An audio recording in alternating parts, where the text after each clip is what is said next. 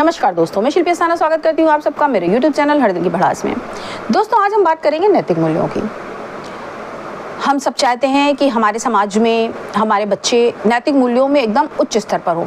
हर माँ बाप ये चाहते हैं कि उनके बच्चे जो हैं वो नैतिक मूल्यों में बड़े ही अच्छे हों, और इसीलिए हम उन्हें बचपन से नैतिक शिक्षा देने लगते हैं ताकि उनका जो कैरेक्टर है वो एकदम स्ट्रॉन्ग बने, वो नैतिकता के हिसाब से चले, वो कोई गलत काम ना करें और हम एक अच्छे समाज का निर्माण कर सकें।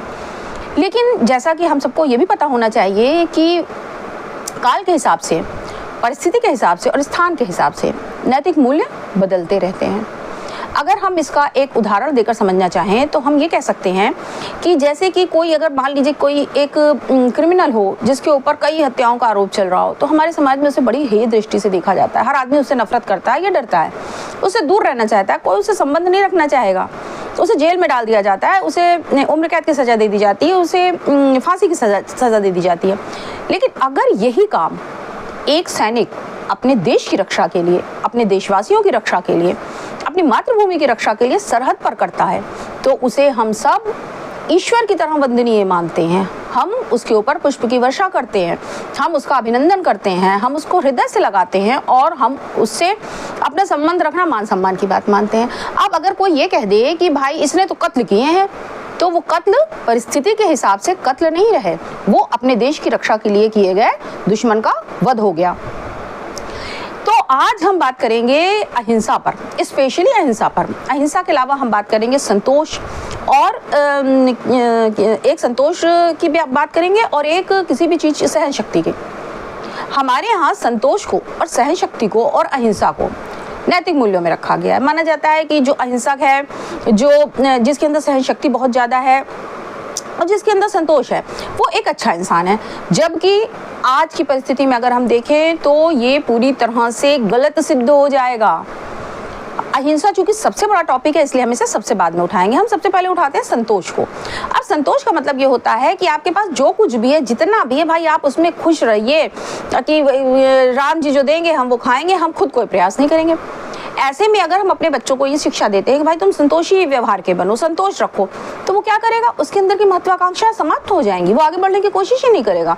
उसे जितने भी मार्क्स मिलेंगे वो सेटिस्फाइड हो जाएगा, हाँ भाई चलो संतोष करना चाहिए, हम संतोष कर लेंगे। तो उसे जो भी जॉब मिलेगा, अगर उसकी रोजी रोटी चलती रहेगी तो उसी जॉब में सेटिस्फाइड रहेगा। कोई उसके संग कितना भी बुरा सलूक करके चला जाएगा, वो पलट करके उसका रिप्लाई नहीं करेगा, कहेगा भैया संतोष करो। इसी तरह सहन शक्ति की बात करेंगे कि सहन शक्ति का मतलब ये नहीं कि हम दूसरों के अत्याचारों को सहन करते चले जाएं।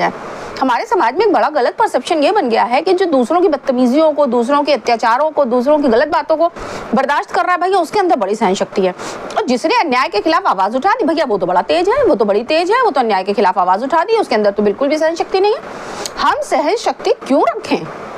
सहन शक्ति हर मामले में रखने का कोई मतलब ही नहीं है भाई। सहन शक्ति हम कुछ मामलों में कुछ स्तर तक रख सकते हैं कि चलिए अगर हमारे पर्सनल रिश्ते हैं, अगर वो खराब हो रहे हैं तो एक लिमिट तक, वो भी हमें एक लिमिट तक हमें सहन करना चाहिए। अगर सामने वाला मेरे ऊपर हावी होता चला जा रहा है, भले वो मेरा कितना क्लोज हो, चाहे वो मेरा कलीग हो, चाहे वो मेरे भाई बहन हो, चाहे हस्बैंड वाइफ हो, अगर वो एक लिमिट तक हमारे ऊपर हावी होने की कोशिश करें जहाँ तक बर्दाश्त किया जा सकता है, वहाँ तक तो चलिए सहन शक्ति को मैं फिर डिफेंड कर दूंगी। लेकिन अगर कोई सहन शक्ति का मतलब ये समझता है कि सामने वाला उसके ऊपर अत्याचार करता रहे, उसके संग बदतमीजी करता रहे, उसके संग मारपीट करता रहे, उसको मानसिक प्रताड़ना देता रहे, उसे शारीरिक प्रताड़ना देता रहे, उसके बावजूद आप उसे सहन कर रहे हैं, तो ये अच्छा मेरी नज़र में तो बिल्कुल गलत है। और मैं चाहूँगी आजकल के पेरेंट्स से कि वो अपने बच्चों को इस प्रकार की सहन शक्ति की शिक्षा बिल्कुल ना दें, क्योंकि इस प्रकार की सहन शक्ति की जो शिक्षा माँ बाप अपने बच्चों को देते हैं वो समाज में अपराध को बढ़ावा दे रहे हैं। एक वर्ग अगर एक वर्ग की बात को सहन करता चला जाएगा तो दूसरे वर्ग की जो हौसले हैं, बदतमीजी के हौसले हैं, अत्याचार के हौसले हैं, वो बढ़ते चले जाएंगे। तो सहन शक्ति आज के समय में सहन शक्ति बिल्कुल ही नैतिक मूल्यों में से खारिज कर दिया जाना चाहिए। संतोष को भी मैं मानती हूँ कि थोड़ी लिमिट तक भाई आप प्रयास तो करें।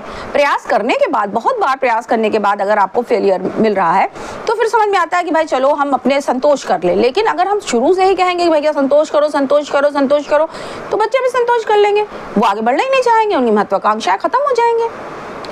अब हम बात करते हैं अहिंसा की। सबसे ज़्यादा हमारे यहाँ इस मामले में बापू को बहुत ही ज़्यादा उनकी प्रशंसा करी जाती है, उनको बहुत ज़्यादा महान माना जाता है कि वो बहुत अहिंसात्मक थे, वो कभी हिंसा नहीं करते थे। अहिंसा का मतलब ये नहीं कि सामने वाला हमें मार के चला जाए हम जूता खा लें, भैया बापू ने ये शिक्षा दी थी कि कोई एक गाल पे तमाचा मारे तो आप दूसरा गाल आगे कर दो। आज के ज़माने में अगर आप दूसरा गाल आगे कर देंगे तो सामने वाला दूसरा गाल पे तमाचा मार के चला जाएगा, कहेगा तू डिजर्व ही यही करता है। और सीधी सी बात है, हम किसी को अपने आप को तमाचा मारने का अधिकार दें ही क्यों? और अगर ये अहिंसा है तो मैं तो मानती हूँ कि सबसे बेवकूफ़ी है, ये सबसे बुरा किसी प्रकार की अगर शिक्षा है तो अहिंसा की शिक्षा है। इसी प्रकार अहिंसा के मामले में, अहिंसा को लेकर के भाईचारे के मामले में भी हम हिंदुओं को बहुत गलत पाठ पढ़ाए गए कि भाई अगर वो कर रहा है उसका नेचर है, ये उसकी संस्कृति है, ये उसकी सभ्यता है, ये उसके घर परिवार के पारिवारिक मूल्य हैं, तुम अपने हिसाब से चलो। अगर तुम भी ऐसा करोगे तो तुम भी उसमें अंतर कर रहे हो। भैया नहीं रखना अंतर, हमें क्यों रखें अंतर? हम अगर सामने वाला हमें प्रताड़ित कर रहा है, सामने वाला मेरे संग बदतमीजी कर रहा है, सामने वाला मेरे संग बुरा व्यवहार कर रहा है, तो हम बदले में उसके संग बुरा व्यवहार क्यों नहीं करेंगे? मेरे घर वालों ने मुझे कभी भी इस प्रकार की अहिंसा की शिक्षा नहीं दी और ना मैं इस प्रकार की अहिंसा की पक्षधर हूँ। अहिंसा वहां तक ठीक है कि आप अपनी तरफ से किसी के ऊपर अत्याचार ना करें। आप चाहे वो कोई बेजुबान जानवर हो, चाहे वो पेड़ पौधे हो, चाहे वो कोई इंसान हो, कोई भी हो, आप अपनी तरफ से उसके संग कोई हिंसात्मक कार्यवाही ना करें। अहिंसा का सिर्फ इतना मतलब है। लेकिन अगर सामने वाला हमारे संग हिंसा कर रहा है तो हिंसा को बर्दाश्त करना सिवाय बेवकूफ़ी के और कुछ नहीं है। ऐसे में अगर गांधीवादी लोग ये कहते हैं कि हाँ इस प्रकार की अहिंसा को करना चाहिए, तो मैं उन्हें सिरे से खारिज करती हूँ। इस प्रकार की अहिंसा की शिक्षा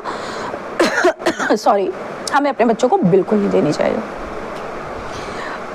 फिलहाल तो इन्हीं 3 मुद्दों के साथ मैं आज का अपना ये एपिसोड लेकर के आई थी। दोस्तों प्लीज़ आप मेरे चैनल को लाइक कीजिए, सब्सक्राइब कीजिए